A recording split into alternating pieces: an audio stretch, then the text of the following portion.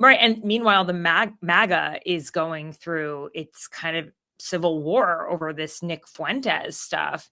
And, the fact that Tucker Carlson platformed a white nationalist, but he's a guy that President Trump also had dinner with. And at the same time, no, it's not clear like how much, like sort of was Trump just at the club and being like, oh, Kanye is bringing a guy. Like, how much do we know in the end that like Trump knew about Fuentes going in, about that dinner that he had? I mean, he'll say he didn't know anything, right? Right. Oh, I mean, that's what he says. Like, yeah. But nonetheless, the fight here has been fascinating. Did you watch the Ben Shapiro, like 40-minute takedown of Tucker Carlson?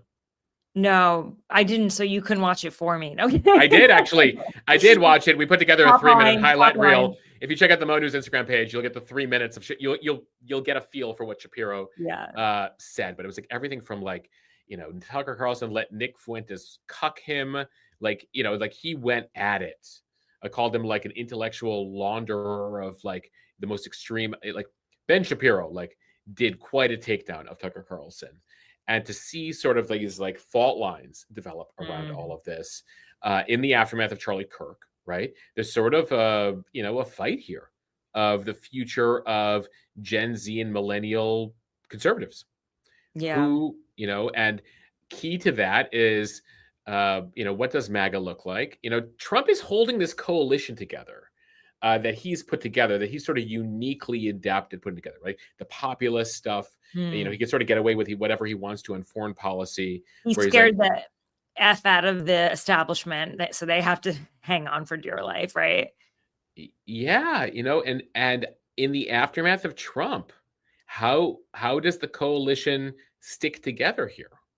And I think that you do see folks on like the fringe right, like Nick Fuentes, like, however Candace Owens has been doing her thing, right? Like sort of like seeing opportunity to seize Turning Point USA and like seize the momentum here. As, we talk about like Democrats from across the spectrum winning last night. Like, what is a Democrat? Like, what is a Republican moving forward here?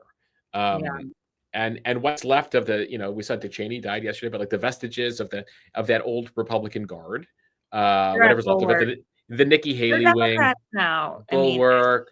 Yeah, well, some are, but like Dispatch, right? Like they didn't go so far as to endorse Kamala Harris. And then you sort of have, the populist, blue collar workers. You still have the Chamber of Commerce Republicans. And how do you keep that whole crew together? You have the America Firsters, but then you have America Firsters, but for Israel. But now you see sort of the anti-Israel wing of the party, building up there. So it's we were chatting about this earlier, like sort of waiting for Trump to chime in here. But again, he's sort of scotch taping the thing together.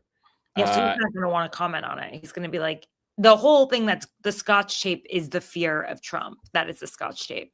Yeah. But when someone becomes more compelling and can really lead the people astray, the lost sheep, that'll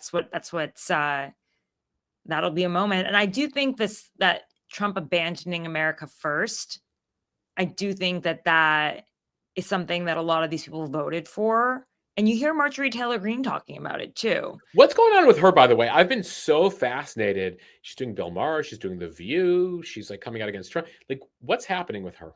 All right. Well, I reported this in the Red Letter. So everybody who wanted the inside scoop, you can go to the Red Letter at tarapalmeri.com. And I have the inside. I reported this a few weeks ago, but basically she's been on a bit of a revenge tour after Trump's political team told her not to run statewide in Georgia. This was back in May. And ever since then, she's been annoyed, and she acts from her gut. She's a bit more like a guttural character, not very strategic. And this is her way of really, sticking it to them. And I do think that what she's saying, she believes, but I just think she'd be more likely to keep it to herself. But now she just doesn't really care.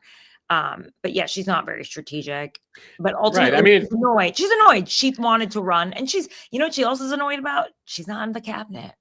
Yeah. She feels like she campaigned really hard for them. She feels like she got passed over. I remember I interviewed her at Mar-a-Lago during Trump's primary party.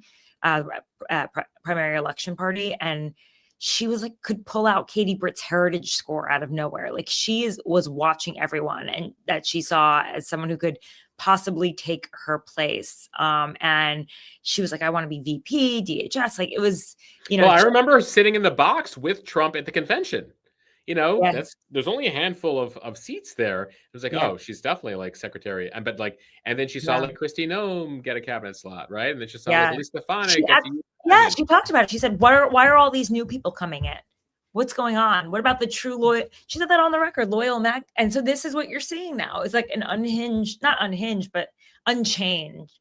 Because I don't actually think everything she's saying is wrong. Like the Epstein files should be released. A lot of people who did vote for America First are wondering, why is Trump involved in all of these wars? What, he's going to Africa now? It's like Venezuela. Right. He's like solving all these wars, but then he's like threatening war on Nigeria, on Venezuela, where we have like a quarter of all of our naval assets, right? We got an aircraft carrier going there. We're going to like engage in a regime change. Like I thought he's the guy who was like, Iraq was a mistake, and like we shouldn't be doing that stuff anymore, except if I declare it, necessary. Yeah. Well, I did get a question here that I feel like I need to answer because it was asked twice. How could anyone vote and support Jay Jones in Virginia? He was the candidate for, well, now he's going to be the attorney general in Virginia after he texted death wishes upon a Republican leader and like talked about taking joy in like the death of his children to like get gun. I mean, some really like disgusting things. But that just shows you like how much people hate the Republicans right now. It's crazy. And I do think that applies. Well, it's also just, it's how partisan things have gotten. Like you are now willing to like put aside, like many voters are willing to put aside major character issues because of either their hatred of the other side or their belief in certain issues. And you're seeing that more. I mean, like, look, like, the guy who lost last night in New York City was Andrew Cuomo again. Like the last time we did a live, we talked about Cuomo losing the last time. And, he has major flaws and major issues. And there are a whole bunch of people that like, legitimately tried to, plug their nose and vote for him because again, they were more concerned about Mamdani. And again, I'm not equating what Jay Jones texted with, but like they all have their various flaws. But I think we've entered this partisan era where it's like my party, my color, blue or red. What can you do for me? It's more important than anything else. What can you do? He's going to cut my taxes. He's going to do X, Y, Z, right? That's why I always took exception to people that said that everyone who votes for Trump is a bigot. Because I'm like, I don't think that everyone who votes for Trump is a bigot. I think a lot of them just think that he's going to do a better job. It's going to do better things for them. Like they only care about that. Right. Like if I'm a crypto person, I wanted to vote for Trump. If I'm a Wall Street person, I wanted less regulation, right? Like, there were many reasons, and like depending on your sector, like if you're like, I talked to somebody recently in the energy world, in the oil business, and they're like, Trump's doing stuff for us we don't even ask for. Like we don't even need as much as he's been incredible to us. Like he's like, administration is just like offering this left, right, and this left, right, and center, and we're like, we don't even need that stuff. Like, thank you. Like we're good right now in terms of what you're doing. And so, there's, many reasons that people pick their candidates. And I think in Virginia, you saw this like really, blue wave. And so even if Jay Jones wrote these disgusting things, you're like, yeah, whatever. Like, I don't want the other side in there. So, okay. I got some breaking news, guys. All right. One source told Notice, Marjorie Taylor Greene believes she has the national donor network to win the primary. And we are talking about the presidential primary.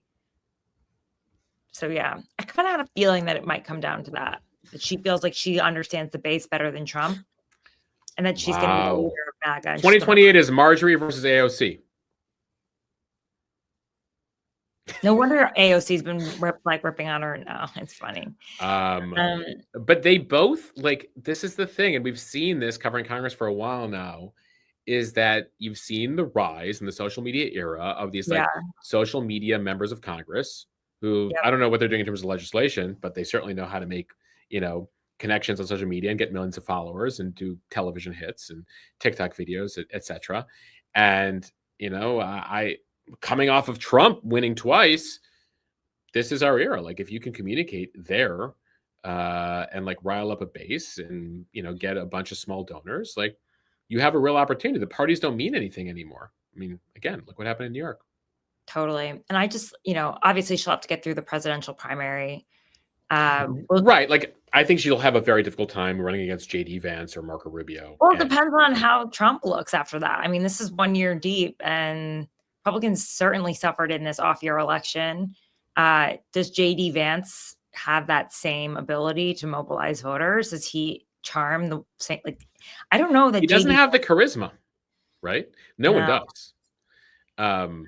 Like, I've watched J.D. Vance at rallies. Like, he's fine, but he's not like Trump. He's also not a good retail politician. Like, having met him and talked to him, he is an introvert, actually. And he can be a little rude. Not like terribly rude, but just awkward, And these guys, the best politicians, are seducers. Yep. Seriously, they are. They want to win everybody's vote. The first person that came to mind was Bill Clinton. Like, just like being in a conversation with Bill Clinton. Like, Bill Clinton makes you feel, even as a guy he's not interested in, like you're the only person in the world.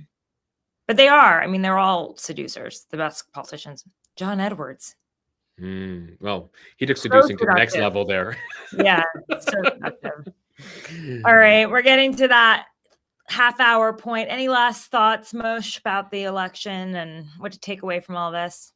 We didn't mention California yet. And I think that was probably one of the more significant things on two levels, right? One, Democrats can hold their own as these red states redistrict, right? California was the big kahuna. So if they can get 5 blue seats to compete with Texas and North Carolina and Missouri, who are all adding various red seats. That's something in the Dem fight for the House next year. Because I don't see a scenario where the Dems are taking the Senate. There'd have to be some crazy thing that unfold there. And we could do a separate episode on the Senate seats that are up next year.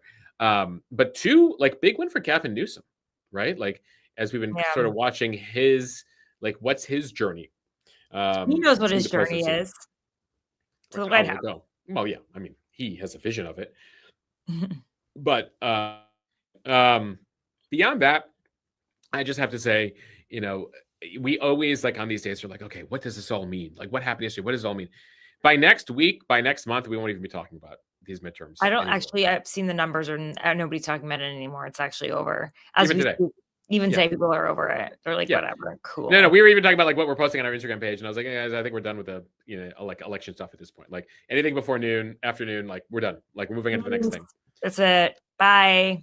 Guys, thank you for all of this. We'll let you get back to your wonderful lives. Thanks for tuning in to Mo News. Tara Palmeri Show meets Red Letter. Please subscribe to both. Keep us independent. And we depend on you to be independent. Until we're bought by Paramount. What? Oh, yeah. Were you bought by Paramount? No, Barry Weiss. Free Press was bought by Paramount. Like, it's not so free anymore. It's actually chained. So now that the free press has been chained, you can now support true independence. Thank you, guys, and we'll see you back. We should do this more regularly. So yes, let's make it a monthly.